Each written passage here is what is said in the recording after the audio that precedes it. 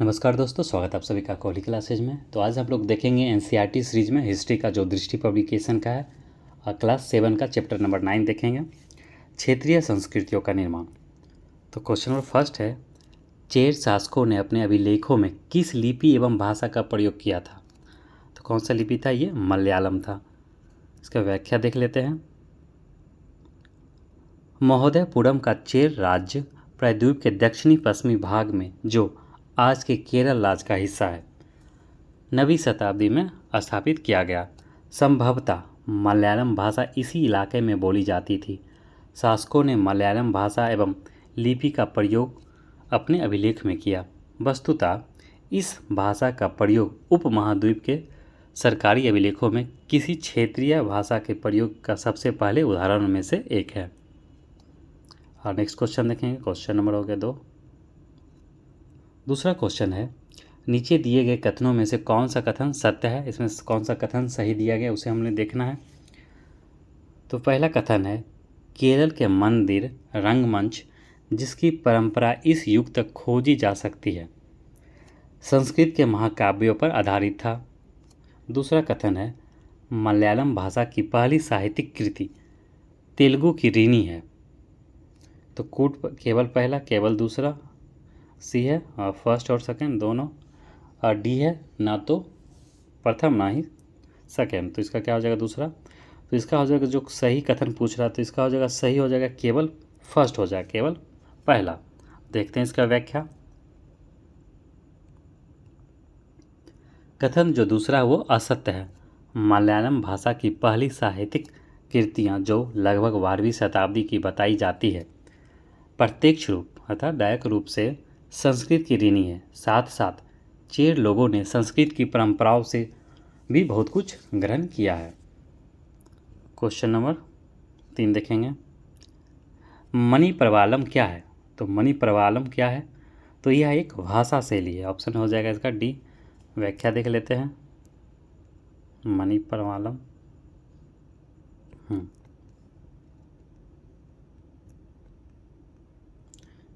तो मणि प्रवालम एक भाषा शैली है।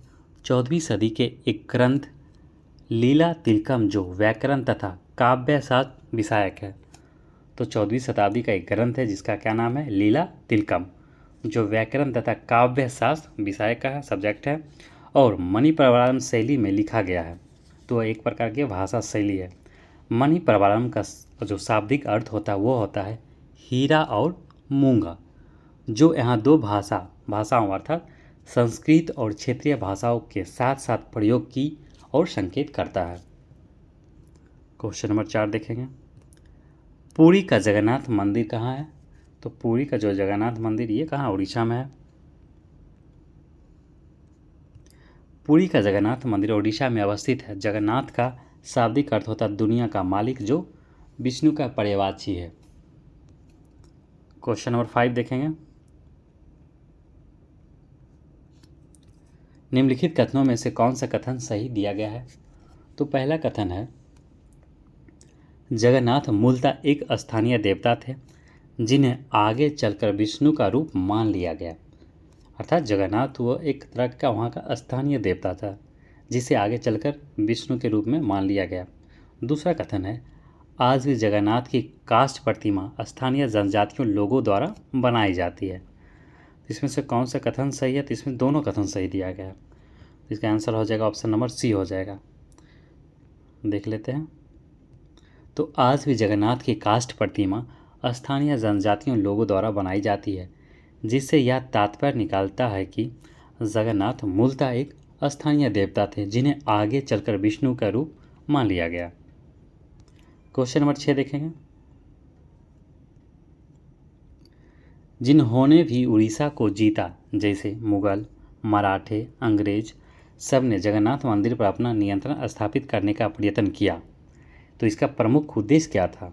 अर्थात जिसने भी उड़ीसा को जीता, जैसे हो गया मुगल, हो गया मराठा, हो गया अंग्रेज, हो गया, ये सब क्या किया? ये लोग जगन्नाथ मंदिर पर अपना नियंत्रण स्थापित करने का प्रयत्न किया, कोशिश किया। तो इसका मेन उद्देश्य क्या था इसको नियंत्रण करने को लेकर मंदिर पर? तो वही कह रहा, पहला मंदिर की धन संपदा, दूसरा मंदिर का सामाजिक एवं राजनीतिक मामलों पर महत्व के कारण, तीसरा, मंदिर पर नियंत्रण करने से स्थानीय जनता के द्वारा उनके शासन को मिलने वाली स्वीकार्यता। तो उपयुक्त में से कौन सा कथन सही है? तो उपयुक्त में से जो कथन सही है ऑप्शन नंबर हो जाएगा बी, अर्थात मंदिर का सामाजिक एवं राजनीतिक मामलों पर महत्व के कारण और मंदिर पर नियंत्रण करने से स्थानीय जनता के द्वारा उनके शासन को मिलने वाली स्वीकार्यता। तो ऑप्शन हो जाएगा बी, जैसा कि देखिए व्याख्या में भी दिया गया है। ज्यों ज्यों जगन्नाथ मंदिर को तीर्थ यात्रा के केंद्र के रूप में महत्व प्राप्त होता गया, सामाजिक तथा राजनीतिक मामलों में भी इसकी सत्ता बढ़ती गई। जिन्होंने भी उड़ीसा को जीता, सबने इस मंदिर पर अपना नियंत्रण स्थापित करने का प्रयत्न किया, क्योंकि वे सब यह महसूस करते थे कि मंदिर पर नियंत्रण प्राप्त करने से स्थानीय जनता में उनका शासन स्वीकार्य हो जाएगा। आगे बढ़ते हैं। राजस्थान के संदर्भ में चारण भाट कौन लोग थे? तो ये लोग थे कहानी, काव्य एवं गीत गाने वाले लोग। व्याख्या देख लेते हैं। अक्सर यह माना जाता है कि राजपूतों ने राजस्थान को एक विशिष्ट संस्कृति प्रदान की है। ये सांस्कृतिक परंपराएं वहाँ के शासकों के आदर्शों तथा अभिलाषाओं के साथ घनिष्ठता से जुड़ी हुई थी। लगभग 8वीं शताब्दी से आज के राजस्थान के अधिकांश भाग पर राजपूतों का शासन रहा। ये शासक उन शूरवीरों के आदर्शों को अपने हृदय में संजोए रखते थे, जिन्होंने रण क्षेत्रों में बहादुरी से लड़ते हुए अक्सर मृत्यु को वरण किया मगर पीछ नहीं दिखाई। राजपूत शूरवीरों की कहानियाँ काव्य एवं गीतों में सुरक्षित है। ये विशेष रूप से प्रशिक्षित चारण भाटों के द्वारा गाई जाती थी। ये काव्य एवं गीत ऐसे शूरवीरों की स्मृतियों को सुरक्षित रखते थे। क्वेश्चन नंबर 8 देखेंगे। कौन सी नृत्य शैली मुख्य रूप से उत्तर भारत के भूभाग से जुड़ी हुई है? तो उत्तर भारत से भूभाग से जो जुड़ी हुई जो नृत्य शैली है वो है कथक है। कथक नृत्य शैली उत्तर भारत के अनेक भूभाग से जुड़ी हुई है। कथक, जिसका जो शब्द होता है कथक का, कथा अर्थात सबसे निकला है, जिनका प्रयोग संस्कृत तथा अन्य भाषाओं में कहानी के लिए किया जाता है। कथा से कथक का बना है। क्वेश्चन नंबर 9 देखेंगे। कथक से संबंधित नीचे दिए गए कथनों पर विचार कीजिए।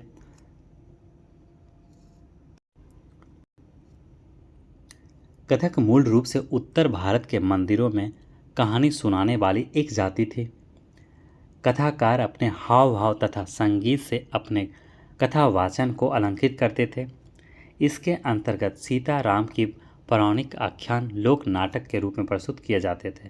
तो उपयुक्त में से कौन सा कथन सत्य पूछा गया? तो पहला और जो दूसरा ये सही दिया गया, ये तीसरा ये गलत दिया गया। देख लेते इसका व्याख्या।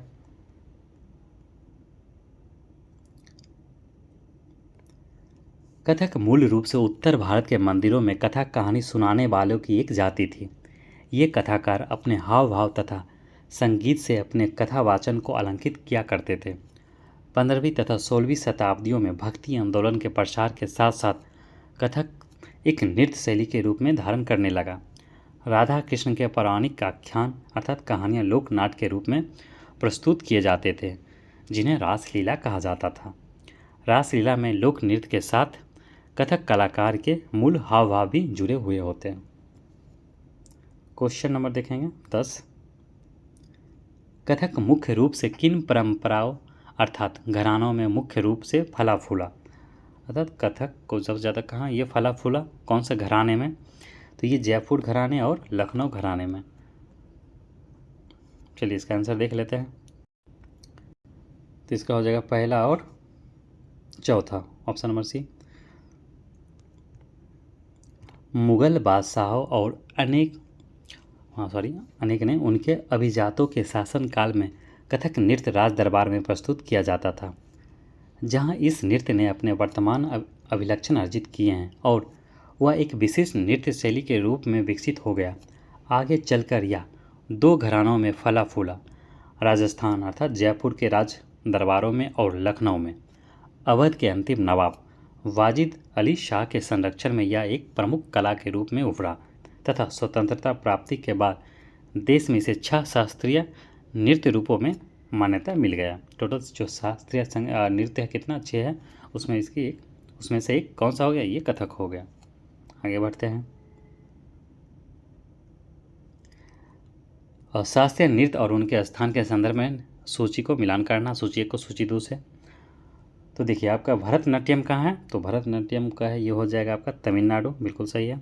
कथकली केरल, ओडिसी तो हो गया उड़ीसा, और कुचिपुड़ी आंध्र प्रदेश। तो इसका लाइन बाय लाइन दिया गया है, इसके अनुसार हो जाएगा ऑप्शन नंबर फर्स्ट हो जाएगा ए। चलिए नेक्स्ट क्वेश्चन देखें, क्वेश्चन नंबर 12।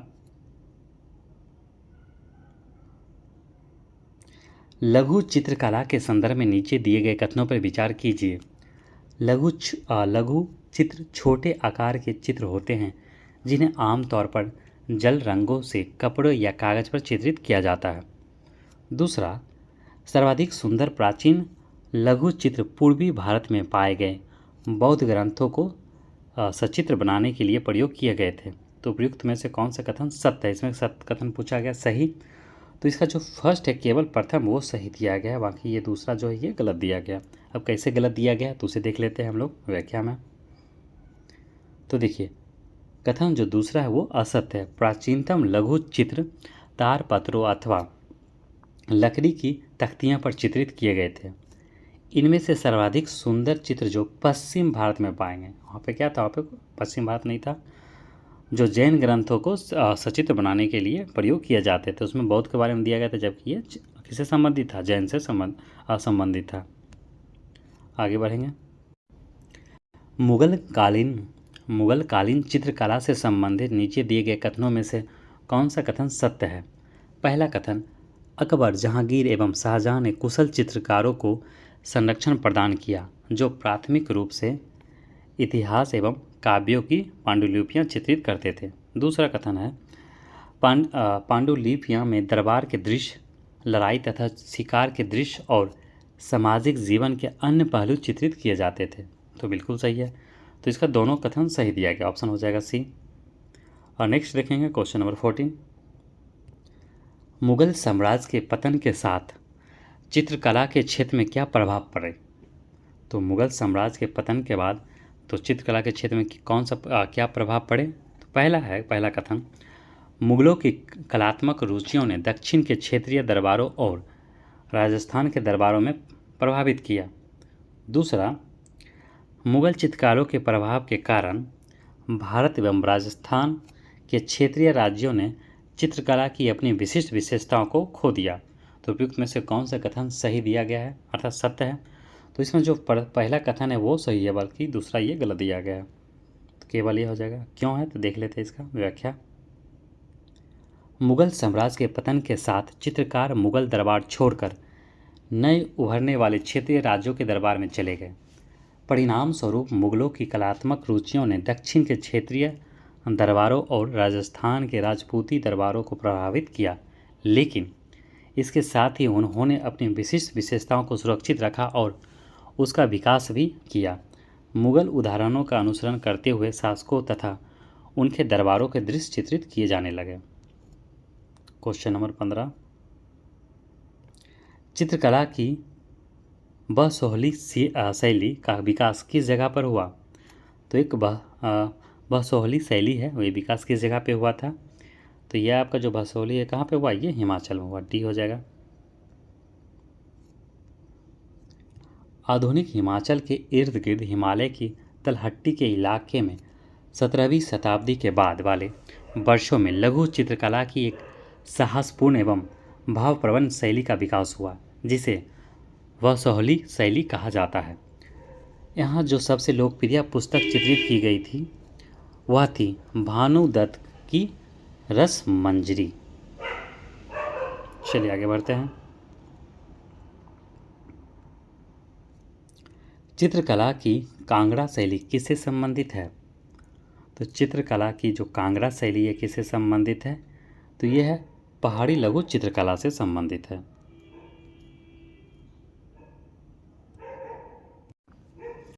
व्याख्या देख लेते हैं। हिमालय की घाटी में पंजाब और जम्मू के पहाड़ी इलाकों में विकसित हुई चित्रकला को पहाड़ी चित्रकला कहते हैं।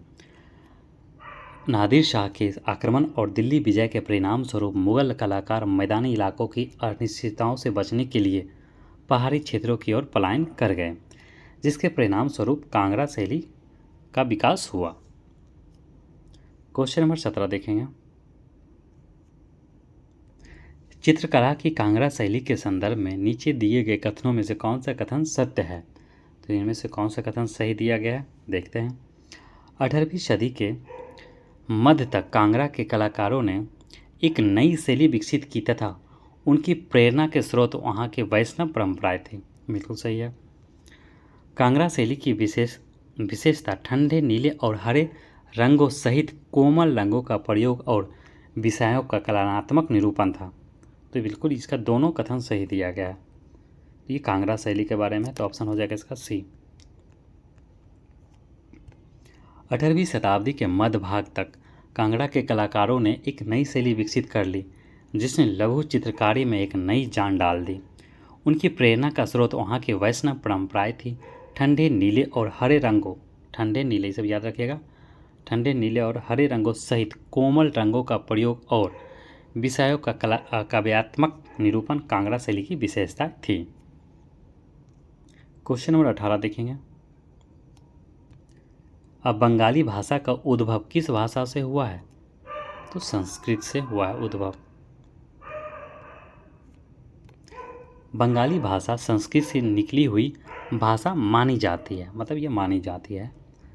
बंगाली भाषा संस्कृत से निकली हुई भाषा मानी जाती है। ईसा पूर्व चौथी तीसरी शताब्दी से बंगाल और मगध के बीच वाणिज्यिक संबंध स्थापित होने लगे, जिस कारण संभवतः वहाँ संस्कृत का प्रभाव बढ़ता गया होगा। चौथी शताब्दी के दौरान गुप्त वंश के शासकों ने उत्तरी बंगाल पर राजनीतिक नियंत्रण कर वहाँ ब्राह्मणों को बसाना शुरू कर दिया। इस प्रकार गंगा की मध्य घाटी के भाषाई तथा संस्कृत प्रभाव अधिक प्रबल हो गए और 7वीं शताब्दी में चीनी यात्री ह्वेनसेंग ने यह पाया कि बंगाल में सर्वत्र संस्कृत से संबंधित भाषाओं का प्रयोग हो रहा था। तो ह्वेनसेंग भी इसके बारे में कहा था कि 7वीं शताब्दी में बंगाल में जो मोस्ट ऑफ जो जगह है वो संस्कृत भाषा का ही प्रयोग किया जा रहा था।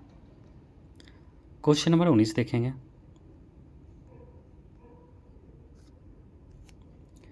आधुनिक बंगाली भाषा के विषय में किन भाषाओं का योगदान रहा है?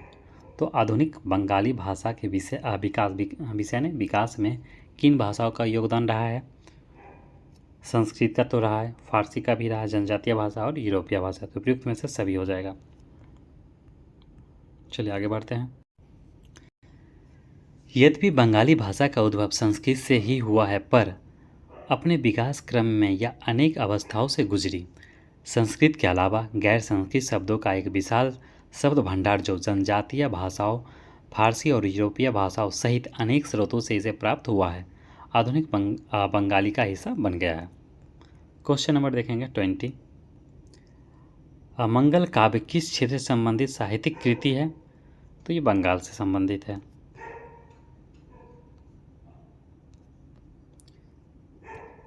संस्कृत महाकाव्यों का बंगाली भाषा में किए गए अनुवाद को मंगल काव्य कहा गया है। अर्थात संस्कृत महाकाव्यों को बंगाली भाषा में किए गए अनुवाद को मंगल काव्य कहा गया है। शाब्दिक अर्थों में शुभ यानी मांगलिक काव्य जो स्थानीय देवी देवताओं से संबंधित है। क्वेश्चन नंबर 21 देखेंगे। बंगाली साहित्य के संदर्भ में नीचे दिए गए कथनों में से कौन सा कथन सत्य है? तो बंगाली साहित्य के संदर्भ में हमें देखना कौन सा कथन सही दिया गया है। पहला कथन है, बंगाली के प्रारंभिक साहित्य को दो श्रेणियों में बांटा जा सकता है। एक श्रेणी संस्कृत की ऋणी है तथा दूसरी स्वतंत्र। दूसरा, बंगाली साहित्य की पहली श्रेणी के ग्रंथों का काल निर्धारण सही नहीं किया जा सकता है, जबकि दूसरी श्रेणी के ग्रंथों का काल निर्धारण करना अपेक्षाकृत सरल है। तो हमें देखना किसमें से कौन सा कथन सही दिया गया है। तो केवल पहला हो जाएगा, अर्थात बंगाली के प्रारंभिक साहित्य को दो श्रेणियों में बांटा जा सकता है। एक श्रेणी संस्कृत की ऋणी है तथा दूसरी जो है वो स्वतंत्र है। कथन जो पहला है वो सत्य है। बंगाली के प्रारंभिक साहित्य के दो श्रेणियों में बांटा जा सकता है।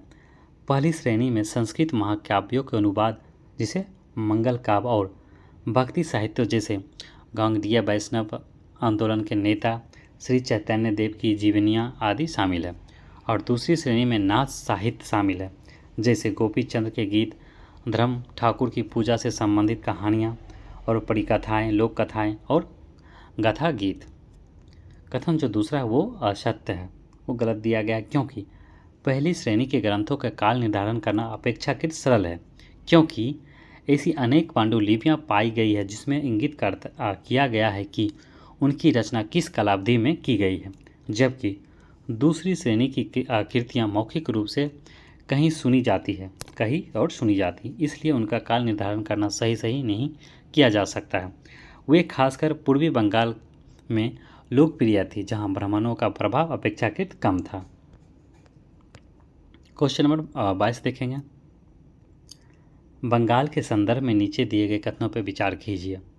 तो बंगाल के संदर्भ में देखना हमें नीचे दिए गए कौन सा कथन सही दिया गया है। तो देखिए, पहला कथन है 16वीं शताब्दी में बंगाल पर मुगलों का नियंत्रण स्थापित होने पर उन्होंने कलकत्ता को अपनी राजधानी बनाई। और दूसरा कथन है मुगल अधिकारी और कर्मचारी लोग भूमि प्राप्त करके अक्सर उस पर मस्जिदें बना लेते थे, जो इन इलाकों के धार्मिक रूपांतरण के केंद्र के रूप में काम आती थी। तो पहला कथन क्या है, फिर से देखते हैं। तो 16वीं शताब्दी में बंगाल पर मुगलों का नियंत्रण स्थापित होने पर उन्होंने कलकत्ता को अपनी राजधानी बनाई। दूसरा, मुगल अधिकारियों और कर्मचारी लोग भूमि प्राप्त करके अक्सर उस पर मस्जिदें बना लेते थे, जो इन इलाकों के धार्मिक रूपांतरण के केंद्रों के रूप में काम आती थी। तो इसमें पूछा जाएगा कौन सा कथन सत्य है। तो कौन सा कथन सत्य है, तो केवल इसका जो दूसरा है वो कथन सही दिया गया था। हम इसका व्याख्या देख लेते हैं। कथन जो पहला वो असत्य है। बंगाल पर मुगलों का नियंत्रण स्थापित होने पर उन्होंने पूर्वी डेल्टा प्रदेश के केंद्रीय भाग में स्थित ढाका नगर में अपनी राजधानी स्थापित की तथा प्रशासन की भी भाषा फारसी रखी। क्वेश्चन नंबर आ गए हम लोग 23 पे। बंगाल में पीर श्रेणी में कौन कौन लोग शामिल थे। तो बंगाल में पीर श्रेणी में कौन कौन लोग शामिल थे। तो हिंदी देवी देवता, जीवात्माएँ, तो उपयुक्त सभी हो जाएगा। Option D. देखते हैं इसका थोड़ा सा व्याख्या। पीर फारसी शब्द का पीर जो है वो फारसी भाषा का शब्द है, जिसका अर्थ होता है आध्यात्मिक मार्गदर्शक। प्रारंभ में बाहर से आकर बंगाल में बसने वाले लोग यहाँ की अस्थिर परिस्थितियों में रहने के लिए कुछ व्यवस्था तथा आश्वासन चाहते थे। ये सुख सुविधा तथा आश्वासन उन्हें समुदाय के नेताओं ने प्रदान की। ये नेता शिक्षकों और निर्णायकों की भूमिका भी अदा करते थे। कभी कभी ऐसा समझा जाता था कि इन नेताओं के पास अलौकिक शक्तियाँ हैं। स्नेह और आदर से लोग इन्हें पीर कहते थे। इस पीर श्रेणी में संत, सूफी और अन्य धार्मिक महानुभाव, साहसी, उपनिवेशी, देवत्व प्राप्त सैनिक एवं योद्धा, विभिन्न हिंदू तथा बौद्ध देवी देवताओं, यहाँ तक कि जीवात्माएँ भी शामिल थे। और पीरों की पूजा पद्धतियाँ बहुत ही लोकप्रिय हो गई और उनकी मज़ारें बंगाल में सर्वत्र पाई जाती है। क्वेश्चन नंबर देखेंगे 24।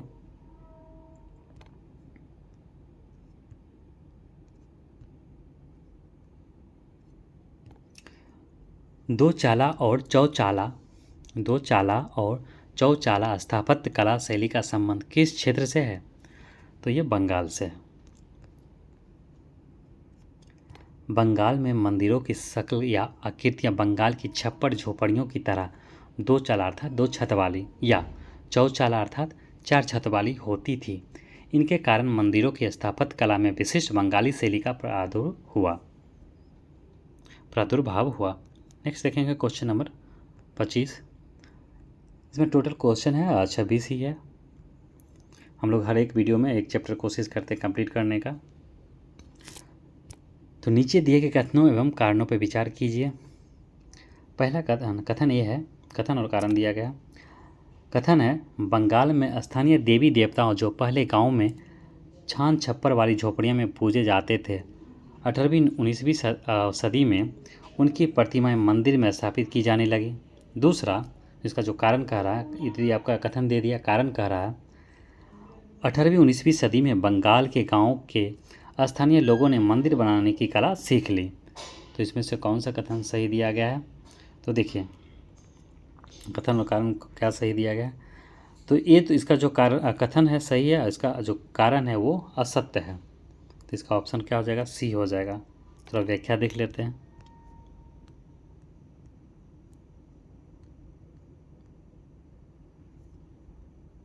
व्याख्या है, कथन जो है वो सही है एवं कारण गलत है। बंगाल में यूरोप की व्यापारिक कंपनियां के आ जाने से नए आर्थिक अवसर पैदा हुए, जिस कारण निम्न अर्थात सामाजिक समूह जैसे कालू, तेली, केसरी धातु घंटा के कारीगर ने इन अवसरों का लाभ उठाया। जैसे जैसे लोगों की सामाजिक आर्थिक स्थितियां सुधरती गई, उन्होंने विभिन्न स्मारकों के निर्माण के माध्यम से अपनी प्रतिष्ठा की घोषणा कर दी।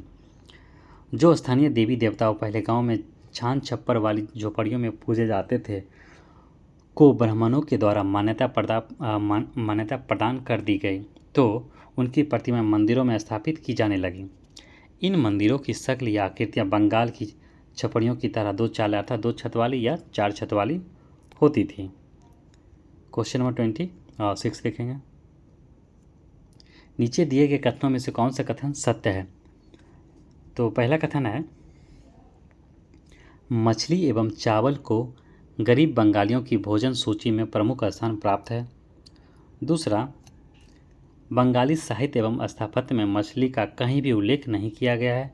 तो ऐसा तो हो नहीं सकता, ये तो ऐसे ही गलत लग रहा है। बंगाली ब्राह्मणों को मछली को भोजन में शामिल करने की अनुमति नहीं थी, तो ये भी गलत है। तो इसका फर्स्ट है वो सही लग रहा है, इसका यही होगा कथन। कौन सा सही? तो केवल फर्स्ट है। देख लेते हैं। बंगाल एक नदी तटीय मैदान है जहाँ मछली एवं धान की उपज बहुलता से होती है। मछली पकड़ना वहाँ का एक प्रमुख धंधा भी है और बंगाली साहित्य में मछली का स्थान स्थान पर उल्लेख मिलता है।